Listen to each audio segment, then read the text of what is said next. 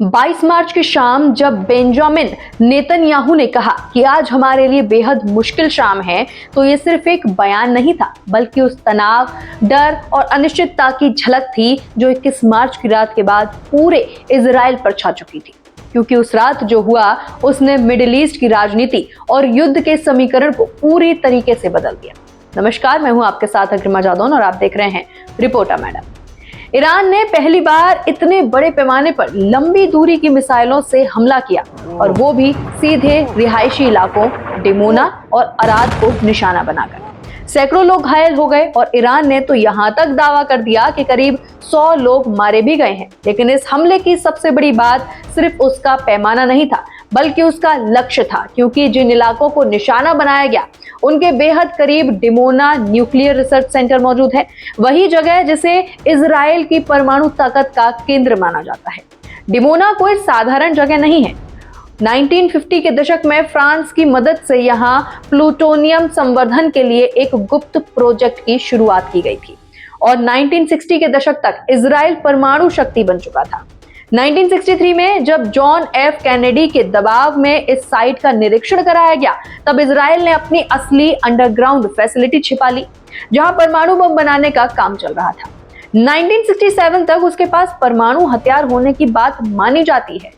हालांकि इजराइल ने आज तक आधिकारिक रूप से कभी यह स्वीकार नहीं किया कि उसके पास परमाणु हथियार थे, लेकिन 1986 में मोर्दखाई वानुनू ने दुनिया के सामने तस्वीरें और दस्तावेज रखकर दावा किया कि इजराइल के पास 100 से 200 परमाणु बम तक हो सकते हैं। इस खुलासे की कीमत उन्हें 18 साल जेल में बिताकर भी चुकानी पड़ी। अब जब उसी डिमोना के पास ईरानी मिसाइलें गिरती हैं, तो ये सिर्फ एक हमला नहीं, बल्कि एक सीधा संदेश होता है कि इजराइल की सबसे सुरक्षित और खतरनाक ताकत भी अब खतरे में है। यही वजह है कि न्यूक्लियर हमले की आशंका अचानक तेज हो गई है। इसकी शुरुआत करीब 18 मार्च को ही हो गई थी, जब डेविड सैक्स, जो डोनाल्ड ट्रंप के सलाहकार माने जाते हैं, उन्होंने एक पॉडकास्ट में कहा कि अगर जंग लंबी चली और इजराइल को भारी नुकसान हुआ तो वो परमाणु हथियारों का इस्तेमाल कर सकता है। उन्होंने ये भी कहा कि इजराइल का एयर डिफेंस सिस्टम कमजोर पड़ सकता है और देश का बड़ा हिस्सा तबाह हो सकता है। हालांकि जब इस पर ट्रंप से सवाल किया गया तो उन्होंने साफ कहा कि इजराइल ऐसा कभी नहीं करेगा, लेकिन हालात अब उस दिशा में बढ़ते हुए दिखाई दे रहे हैं जहां ये संभव पूरी तरह नकारा भी नहीं जा सकता। लेकिन हालात अब उस दिशा में बढ़ते दिख रहे हैं जहां ये संभावना पूरी तरीके से नकारी भी नहीं जा सकती है। डिमोना पर हुए हमले ने इस डर को और ज्यादा गहरा कर दिया है, क्योंकि खबरों के मुताबिक ईरान ने पहली बार इतनी लंबी दूरी की मिसाइलें दागी हैं जिन्हें इजराइल रोक नहीं पाया, जबकि वहां मजबूत एयर डिफेंस सिस्टम तैनात था। खुद इजराइल अब इस बात की जांच कर रहा है कि ये मिसाइलें इंटरसेप्ट क्यों नहीं हो सकी। ईरान पहले भी कई बार डिमोना को निशाना बनाने को धमकी दे चुका है और 4 मार्च को उसकी न्यूज एजेंसी ने साफ कहा था कि अगर उसके खिलाफ सत्ता पलटने की कोशिश हुई तो वो डिमोना रिएक्टर पर हमला कर देगा। लंबे समय तक ईरान इस कदम से इसलिए बचता रहा क्योंकि इससे ऐसा टकराव शुरू हो सकता था जिसे नियंत्रित करना बहुत ज्यादा मुश्किल हो जाता। लेकिन अब हालात बदल चुके हैं और शायद उसे लगा कि उसके अस्तित्व पर खतरा इतना ज्यादा बड़ा है कि ये आखिरी विकल्प भी अपनाया जा सकता है। इजराइल की न्यूक्लियर पॉलिसी खुद में एक रहस्य है। इसे न्यूक्लियर एम्बिग्यूटी कहा जाता है। मतलब ना तो वो खुलकर मानता है कि उसके पास परमाणु हथियार हैं और ना ही इससे इनकार करता है। लेकिन इसके साथ एक और विचार जुड़ा है, सैमसन ऑप्शन, जो एक प्राचीन यहूदी योद्धा की कहानी से लिया गया है, जिसने मरते वक्त अपने दुश्मनों को भी खत्म कर दिया था।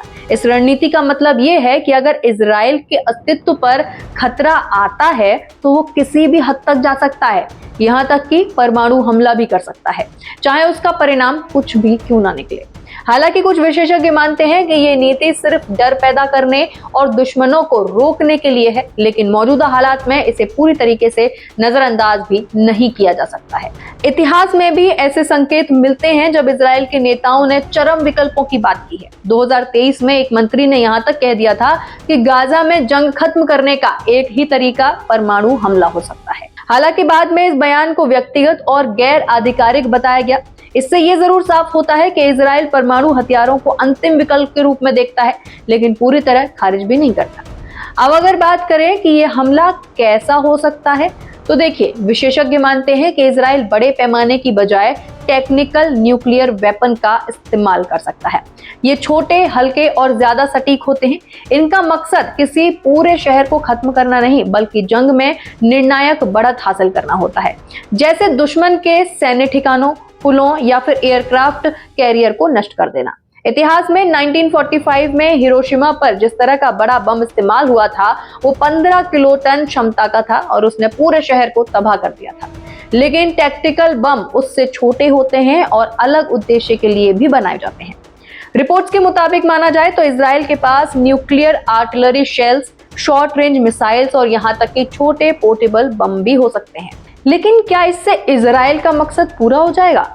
शायद नहीं, क्योंकि इस जंग का मकसद सिर्फ सैन्य जीत नहीं है, बल्कि रणनीतिक और राजनीतिक बदलाव भी है। जी हाँ, ऑब्जर्वर रिसर्च फाउंडेशन के विशेषज्ञों के मुताबिक देखा जाए तो इजराइल का एक बड़ा लक्ष्य ईरान की मौजूदा सत्ता को कमजोर करने का बदलना भी रहा है। हालांकि अब तक ऐसा होता नहीं दिख रहा है, लेकिन खुद नेतन्याहू कह चुके हैं कि हवाई हमलों की एक सीमा होती है और जरूरत पड़ी तो जमीनी सेना भेजने पर भी विचार किया जा सकता है।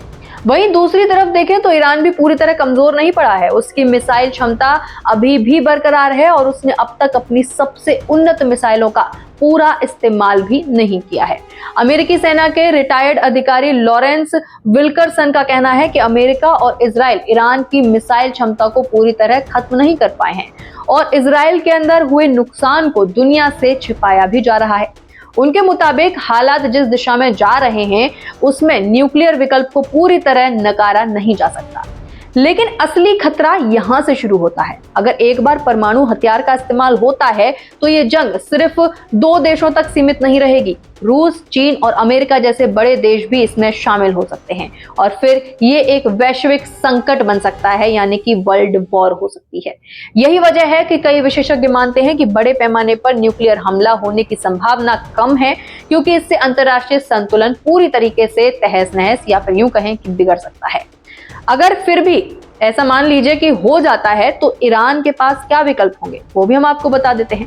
विशेषज्ञों का मानना है कि वो जंग को रोकने के लिए बातचीत का रास्ता अपना सकते हैं और अपने न्यूक्लियर या फिर मिसाइल प्रोग्राम पर समझौता करने को भी तैयार हो सकते हैं। लेकिन फिलहाल ईरान ने साफ कर दिया है कि वो जवाबी कार्यवाही जारी रखेगा और किसी भी दबाव में पीछे हटने वाला नहीं है।